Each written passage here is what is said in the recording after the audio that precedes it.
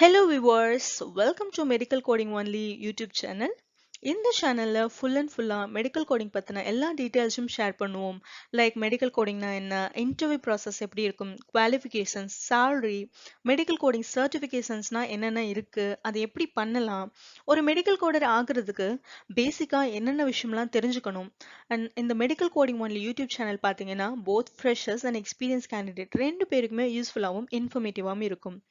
In case இந்த சேனல்ல பார்த்துட்டு இருக்கவங்க உங்க ஃப்ரெண்ட்ஸ் அண்ட் ஃபேமிலியில இருக்க யாருக்காவது இல்ல உங்களுக்கே கூட என்ன ஜாப் சூஸ் பண்றது அப்படின்னு தெரியாம கன்ஃபியூஷனா இருந்தீங்கன்னா மெடிக்கல் கோடிங் வந்து கண்டிப்பா ஒரு நல்ல ஆப்ஷனா இருக்கும். இன்கேஸ் நீங்க எலிஜிபிளா இருக்கிறப்போ இந்த சேனலை மறக்காம லைக், ஷேர் அண்ட் சப்ஸ்கிரைப் பண்ணுங்க. பக்கத்துல இருக்கிற பெல் ஐக்கானையும் கிளிக் பண்ணிக்கோங்க.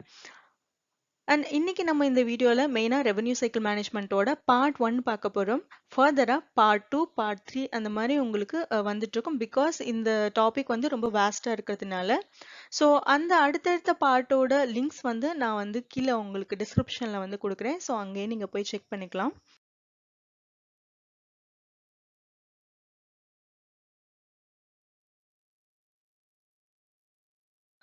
ஆல்ரைட், இந்த வீடியோல மெயினா இந்தியன் ஹெல்த் கேர் சிஸ்டம் அப்படின்னா என்ன, யூஎஸ் ஹெல்த் கேர் சிஸ்டம் அப்படின்னா என்ன, ரெவென்யூ சைக்கிள் மேனேஜ்மெண்ட் அதாவது ஆர்சிஎம் அப்படின்னா என்ன, ஆர்சிஎம் எப்படி ஒர்க் ஆகுது, அதோட ப்ராசஸ் என்ன அப்படிங்கறத பத்தி தான் ஃபர்தரா டீட்டெயிலா பார்க்க போறோம். Indian health care system and US health care system எப்படி இருக்கு அப்படின்னு பார்க்க போறோம். நம்ம ஏன் யூஎஸ் ஹெல்த் கேர் சிஸ்டத்தை பத்தி தெரிஞ்சுக்கணும், என்ன டிஃபரன்ஸ் நம்ம ஏன் வந்து அண்டர்ஸ்டாண்ட் பண்ணிக்கணும் அப்படின்னு சொல்லி பாத்தீங்க அப்படின்னா, இந்தியால நீங்க ஒரு மெடிக்கல் கோடரா ஒர்க் பண்ண போறீங்க அப்படின்னா மேக்ஸிமம் நம்ம ஒர்க் பண்றது வந்து பாத்தீங்கன்னா யூஎஸ்க்காக தான் ஒர்க் பண்றோம். ஸோ இட்ஸ் வெரி ஆப்வியஸ் நம்ம வந்து யூஎஸ் ஹெல்த் கேர் சிஸ்டம் எப்படி இருக்கு, அந்த ஹாஸ்பிட்டல்ஸ் எப்படி ஒர்க் ஆகுது, அதோட ஸ்ட்ரக்சர் என்ன அப்படிங்கறத வந்து கண்டிப்பா தெரிஞ்சுக்கணும். இப்போ இந்தியால நமக்கு வந்து உடம்பு சரியில்லை அப்படின்னா என்ன பண்ணோம்னா, நம்ம எல்லாருக்குமே தெரிஞ்சது மாதிரி தான், இது வந்து நம்ம இன்பேஷண்டா அட்மிட் ஆனாலும் சரி, அதாவது ஹாஸ்பிட்டல் அட்மிட் ஆகி பார்த்தாலும் சரி, இல்ல அவுட் பேஷண்டா பார்த்தாலும் சரி, நம்ம டைரக்டா டாக்டரை பார்ப்போம். நம்ம என்ன டிசீஸ், என்ன ப்ராப்ளம்காக, என்ன சிம்டம்ஸோட அந்த டாக்டரை போய் பார்க்க போறோமோ அதை பேஸ் பண்ணி டாக்டர் என்ன பண்ணுவாங்க அப்படின்னா இவாலுவேஷன் அண்ட் மேனேஜ்மெண்ட் பண்ணுவாங்க. அதாவது என்ன டயக்னோசிஸ், என்ன டிசீஸா இருக்கும் அப்படிங்கறது வந்து பார்ப்பாங்க. லெபார்டரி டெஸ்ட் எடுக்க சொல்லுவாங்க, இல்லாட்டி ஏதாவது ரேடியாலஜி டெஸ்ட் எடுக்க சொல்லுவாங்க, இன்ஜெக்ஷன் போடுவாங்க, மெடிகேஷன் கொடுப்பாங்க, தேவைப்பட்டுச்சு அப்படின்னா ஆப்ரேஷன் பண்ணுவாங்க, அதாவது ப்ரொசீஜர்ஸ் பண்ணுவாங்க. ஸோ இந்த ட்ரீட்மெண்ட், இவாலுவேஷன், மேனேஜ்மெண்ட் இது எல்லாமே முடிச்சதுக்கு அப்புறம் அந்த பேஷண்ட் கியூர் ஆனதுக்கு அப்புறம் அந்த பேஷண்ட்டை ஹாஸ்பிட்டல்ல இருந்து டிஸ்சார்ஜ் பண்ணுவாங்க. அப்படி டிஸ்சார்ஜ் ஆகும்பொழுது கண்டிப்பா அந்த டாக்டருக்கோ இல்ல அந்த ஹாஸ்பிட்டலுக்கோ நம்ம அமௌண்ட் பே பண்ணிட்டு, அதாவது ஹாஸ்பிட்டல் பில், மெடிக்கல் பில்ல வந்து நம்ம பே பண்ணிட்டு அந்த ஹாஸ்பிட்டல்ல இருந்து நம்ம டிஸ்சார்ஜ் ஆகிக்கலாம். அதுதான் இந்தியன் ஹெல்த் கேர் சிஸ்டத்துல நடக்கிறது மேஜரா. இதே யூஎஸ்ல பாத்தீங்க அப்படின்னா ஸ்டார்ட் வித் ப்ரீ ரெஜிஸ்ட்ரேஷன். அங்க வந்து ஃபர்ஸ்ட் நம்ம இன்சூரன்ஸ் நம்பர், நம்ம இன்சூரன்ஸ் டீடைல்ஸ் தான் வாங்கிப்பாங்க. ஸோ அதுக்கப்புறம் ஃபர்தரா சில ப்ராசஸ் நடக்கும். நான் பின்னாடி வந்து அதை அடுத்த ஸ்லைட்ஸ்ல வந்து எக்ஸ்பிளைன் பண்றேன். இட்ஸ் ஜஸ்ட் நட்ஷெல் அப்படிங்கிறதுனால உங்களுக்கு ஷார்ட்டா இதை நான் சொல்ல விரும்புறேன். ஸோ அந்த மாதிரி இன்சூரன்ஸ் டீடைல், அந்த மாதிரி ஒரு சில தேவையான இன்ஃபர்மேஷன்ஸ் வாங்கிப்பாங்க. அதுக்கப்புறம் என்னன்னா ஆஸ் யூஷுவல் நம்ம அவங்க வந்து டாக்டர் பார்ப்பாங்க. Based on your disease, your condition, evaluation, treatment, management நடக்கும். ப்ரொசீஜர் ஏதாவது பண்றதுனால பண்ணுவாங்க. இது வந்து both inpatient and out patient ரெண்டுக்குமே சேம் தான். ஸோ முடிஞ்சதுக்கு அப்புறம் பேஷண்டோட ஹெல்த் இம்ப்ரூவ் ஆனதுக்கு அப்புறம், அதாவது அந்த டிசீஸ்க்காக போனது வந்து சரியானதுக்கு அப்புறம் அந்த ஹாஸ்பிட்டல்ல இருந்து அவங்கள டிஸ்சார்ஜ் பண்ணுவாங்க without paying any penny. Maximum of the கேசஸ்ல வந்து நீங்க அமௌண்ட் வந்து பே பண்ண தேவை கிடையாது. அவங்களுக்கு வந்து எப்படி அந்த ஹாஸ்பிட்டலுக்கோ டாக்டருக்கோ யூஎஸ்ல அமௌண்ட் போகும் அப்படின்னா, மெடிக்கல் பில் எப்படி வந்து பே ஆகும் அப்படின்னு சொல்லி பாத்தீங்க அப்படின்னா அது வந்து இன்சூரன்ஸ் மூலமா தான் பே ஆகும். ஓகேங்களா, இதுதான் மேஜர் டிஃபரன்ஸ். நீங்க வந்து இதை கண்டிப்பா நோட் பண்ணணும். இந்தியால என்ன பண்ணுவோம் அப்படின்னா டாக்டரை பார்த்து ஹாஸ்பிட்டலுக்கு டைரக்டா ஃபீஸ் வந்து பே பண்ணிட்டு வந்துருவோம். பட் யூஎஸ்ல அப்படின்னு சொல்லி பார்த்தோம்னா இன்சூரன்ஸ் மூலமா தான் அமௌண்ட் வந்து பே ஆகும். அவங்க மேக்சிமமா டைரக்டா ஹாஸ்பிட்டலுக்கோ டாக்டருக்கோ அமௌண்ட் பே பண்ண மாட்டாங்க. அப்புறம் இன்னொரு இம்பார்ட்டன்டான விஷயம் என்ன அப்படின்னா, யூஎஸ்ல எல்லாருக்குமே ஹெல்த் இன்சூரன்ஸ் இருக்கும். லைக் அவங்க வந்து ஒரு நியூபார்ன் பேபியா இருந்தாலுமே அப் டு 28 டேஸ் மட்டும்தான் அவங்களுக்கு இன்சூரன்ஸ் இருக்காது. அந்த 28 டேஸ்க்குள்ள அவங்க இன்சூரன்ஸ் வாங்கிடுவாங்க. ஸோ யூஎஸ்ல இருக்க எல்லா பீப்புளுக்குமே வந்து மெடிக்கல் இன்சூரன்ஸ் வந்து கண்டிப்பா இருக்கும், இன்க்ளூடிங் பெகர்ஸ்க்குமே வந்து பெகர்ஸ், ஹோம்லெஸ் பீப்புளுக்கு எல்லாருக்குமே வந்து மெடிக்கல் இன்சூரன்ஸ் இருக்கும்.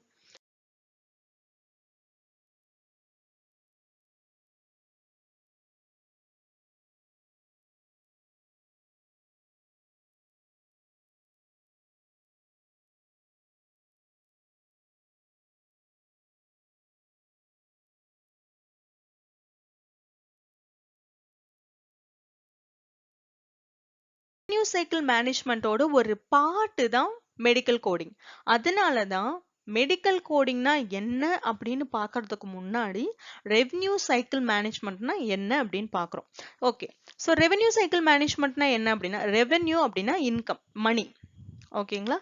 ஸோ இந்த அமௌண்ட், இந்த மணி வந்து பேஷண்ட் கிட்ட இருந்து எப்படி ஹாஸ்பிட்டலுக்கு இல்ல டாக்டருக்கு ஒரு இன்சூரன்ஸ் மூலமா போகுது, அதுக்கு இடையில என்னென்ன ப்ராசஸ்லாம் இன்வால்வ் ஆகுது, நிறைய ப்ராசஸ் இன்வால்வ் ஆகும் இதுல. ஸோ இது எல்லாமே ட்ராக் பண்றது, அந்த ரெவென்யூவை, அந்த மணியை வந்து மேனேஜ் பண்றது, இதுதான் வந்து ரெவென்யூ சைக்கிள் மேனேஜ்மெண்ட். ஓகேங்களா? ஆல்சோ ஒரு இம்பார்ட்டன்டான அப்டேட் என்ன அப்படின்னு பார்த்தீங்கன்னா, நீங்க இப்போ இன்டர்வியூக்கு போறீங்க அப்படின்னா ரெவென்யூ சைக்கிள் மேனேஜ்மெண்ட்ல இருந்து உங்களுக்கு கண்டிப்பா கொஸ்டின்ஸ் வர்றதுக்கு நிறைய வாய்ப்பு இருக்கு. அப்படியே இல்லாட்டினாலுமே நீங்க ஒரு ஃப்ரெஷரா போய் ஜாயின் பண்றீங்க, இல்ல ஒரு ட்ரைனிங் போறீங்க அப்படின்னாலும் உங்களுக்கு ரெவென்யூ சைக்கிள் மேனேஜ்மெண்ட் தான் உங்களுக்கு ஃபர்ஸ்ட் டாபிக்கா இருக்கும். அதுக்கப்புறமே தான் anatomy and physiology and medical coding பத்தி நாங்க ட்ரைனிங்குள்ள உள்ள போவோம். ஓகேங்களா? ஸோ நீங்க இப்போ ஒரு இன்டர்வியூ போகும் பொழுது ரெவென்யூ சைக்கிள் மேனேஜ்மெண்ட் பத்தி நீங்களே இந்த மாதிரி ஹெல்த் கேர் சிஸ்டம் டிஃபரன்ஸ், இல்ல இந்த மாதிரி ரெவென்யூ சைக்கிள் மேனேஜ்மெண்ட் பத்தின ஒரு விஷயங்கள் சொல்லும் பொழுது you'll be getting more credit. மற்றவங்களை விட உங்களுக்கு சான்ஸ் வந்து அதிகமாகும். ஸோ ஃபர்தரா வர ஸ்லைட்ஸ்லாம் வந்து கொஞ்சம் கவனமா நல்லா பாருங்க. ஏன்னா அது உங்களுக்கு ரொம்ப இன்ஃபர்மேட்டிவாகவும் யூஸ்ஃபுல்லாகவும் இருக்கும். இதே தான் வந்து நீங்க ட்ரைனிங் பீரியட்லயும் படிப்பீங்க. மேபி வந்து நான் கொடுத்துருக்க அந்த சைட் ஹெட்டிங் வந்து சம்டைம்ஸ் வந்து அதுக்கு பதிலா ஆல்டர்னேட்டிவ் இங்கிலீஷ் வேர்ட்ஸ் கொடுத்துருப்பாங்க. அப்படி இல்லாட்டி வேற சைட் ஹெட்டிங்ஸ் ஸ்ப்ளிட் பண்ணி கொடுத்துருக்கலாம், இல்லாட்டி ரெண்டு விஷயங்களை கம்பைன் பண்ணி கொடுத்துருக்கலாம். பட் கான்செப்ட் வந்து சேம் தான். ஸோ கான்செப்டை நல்லா கிராஸ் பண்ணிக்கோங்க.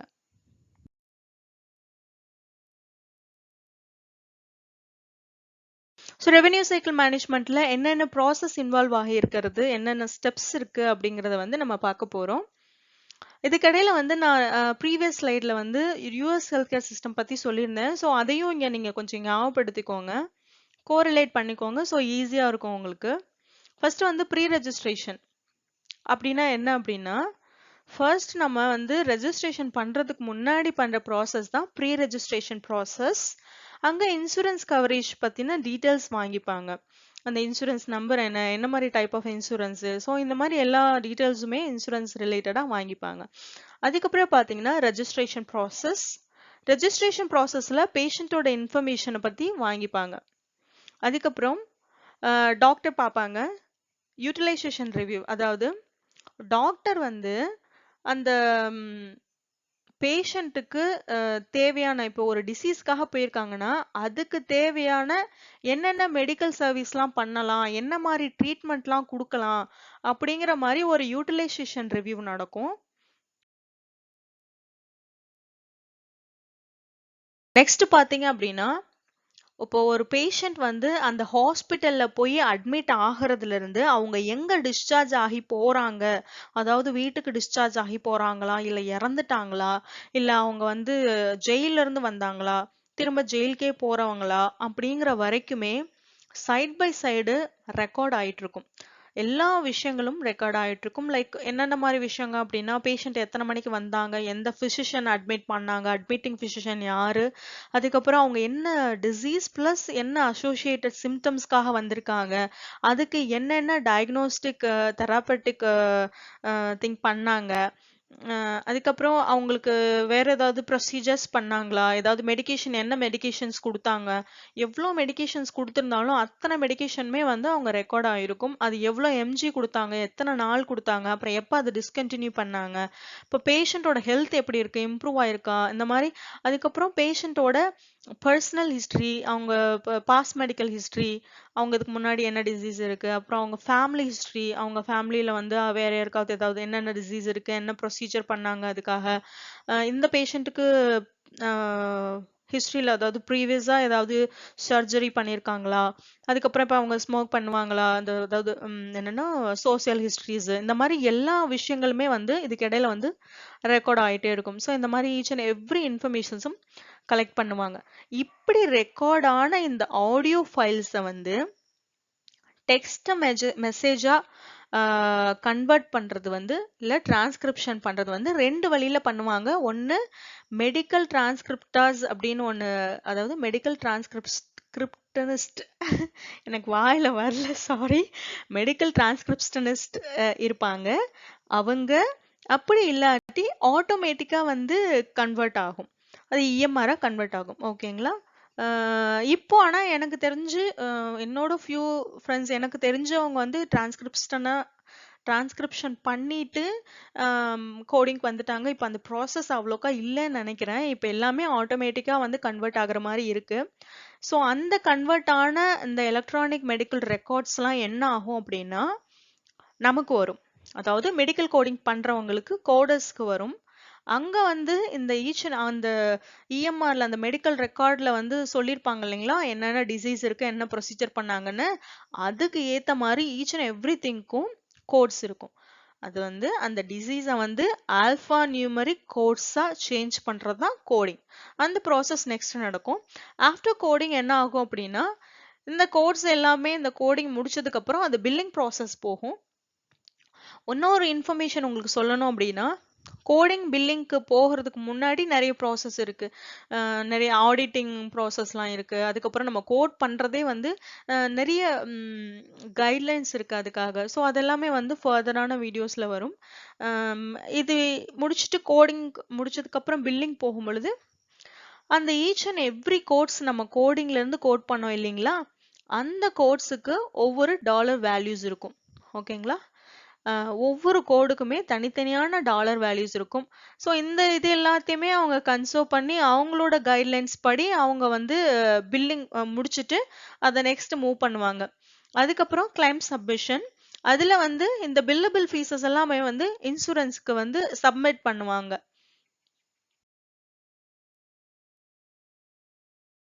இந்த பில்ஸ் எல்லாத்தையும் இன்சூரன்ஸ்க்கு வந்து சப்மிட் பண்ணதுக்கு அப்புறமே வந்து ஒரு சில ப்ரொசீஜர், காஸ்மெட்டிக் ப்ரொசீஜர், அதாவது இந்த பியூட்டிக்காகலாம் வந்து ஃபேஸ் லிஃப்ட் பண்றாங்க, இல்லாட்டி பிரஸ்ட் என்ஹான்ஸ் பண்றாங்க, இந்த மாதிரி ஒரு சில காஸ்மெட்டிக் ப்ரொசீஜர் வந்து ஒரு சில இன்சூரன்ஸால வந்து கவர் ஆகாது.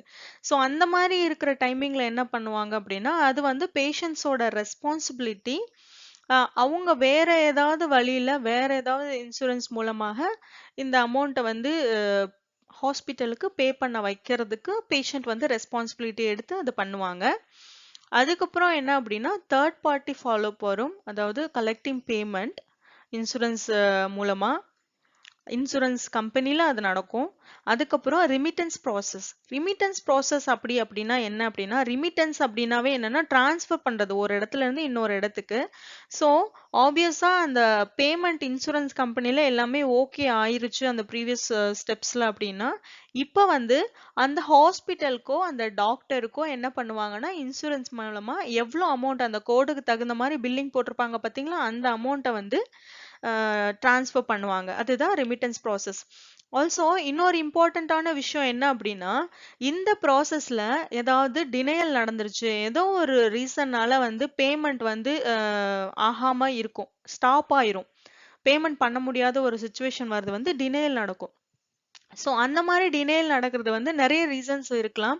அது கோடிங்னாலையும் வரலாம், பில்லிங்னாலையும் வரலாம். ஏதோ இந்த ஸ்டெப்ஸுக்குள்ளோர ஏதோ ஒரு ஸ்டெப்ஸ்ல ஏதோ ஒரு ப்ராப்ளம் ஆகி ஏதாவது ஒரு பாலிசிஸ்னால வராம இருக்கும் பொழுது, சில டைமிங் வந்து நம்ம கோடிங் வந்து ஒழுங்கா கைட்லைன் சில பாலிசிஸ் இருக்கு. அந்த மாதிரி இதெல்லாம் நம்ம கொடுக்கக்கூடாது, இது கொடுக்கணும், அந்த மாதிரி விஷயங்களை நம்ம கீப் அப் பண்ணாட்டியோ, இல்லை பில்லிங்ல அதே மாதிரி தான் ஏதாவது ப்ராசஸ்ல ஏதாவது ஒரு தப்பு பண்ணியிருக்கும் பொழுது என்ன ஆகும் அப்படின்னா டினைல் ஆயிரும். அதாவது பில் வந்து பாஸ் ஆகாது, அந்த பேமெண்ட்டுக்கு வந்து நெக்ஸ்ட் லெவலுக்கு போகாத பட்சத்தில் என்ன ஆகும்னா டினைல் கோடர்ஸோ இல்லை அந்த ஏஆர் காலர்ஸ், எனக்கு இந்த ப்ராசஸ் பத்தி அந்த அளவுக்கா தெரியல. பட் இது இந்த மாதிரி டினைல் ப்ராசஸ் ஆகும் பொழுது என்ன பண்ணுவாங்கன்னா, அதுக்குரிய கோடர்ஸ் வந்து கோடர்ஸோ இல்லை ஏஆர் காலர்ஸ் வந்து என்ன பண்ணுவாங்கன்னா, பேஷண்ட் கிட்டையும் பிசிஷியன் கிட்டையும் கான்டாக்ட் பண்ணி என்ன இதுதான் ப்ராப்ளம், இதுக்கு வந்து என்ன மாதிரி சொல்யூஷன் கொடுக்கலாம், அந்த மாதிரி அவங்க ஒரு கிளியர் பண்ணி ஃபர்தரா பில்லிங் நடக்கிற மாதிரி வழி வகுப்பாங்க.